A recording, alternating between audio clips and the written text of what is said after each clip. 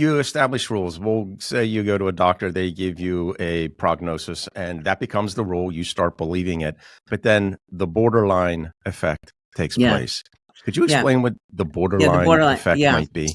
Okay, so it turns out that this is a way, some evidence for the notion of mind-body unity. So let me use an example. Let's say, Ted, you and I both take an IQ test, and you get a 70, Mm-hmm. and I get a 69. Okay, so we're both at the borderline, right? Anything under 70, you're considered cognitively challenged, right? We used to call it retarded. So I'm bad, you're good. But nobody in their right mind would think that there's a meaningful difference between 69 and 70, right? You could have guessed on one question. I could have misread a question or sneezed or whatever.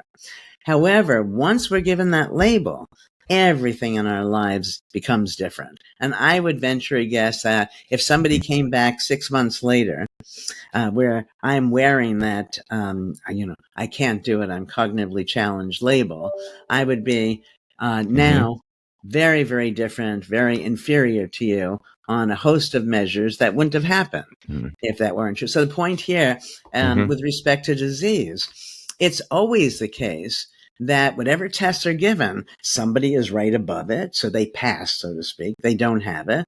Somebody is right below it, and they have the disease. They start out, there's no difference.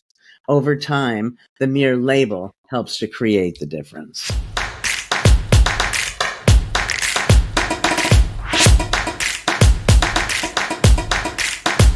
Hi, Ted Wolf here. I want to thank you for joining us for this Implementors video. The Implementors podcast is presented by Guidewise, where we, along with our vetted member community, recognize that ideas are easy, but implementation is hard.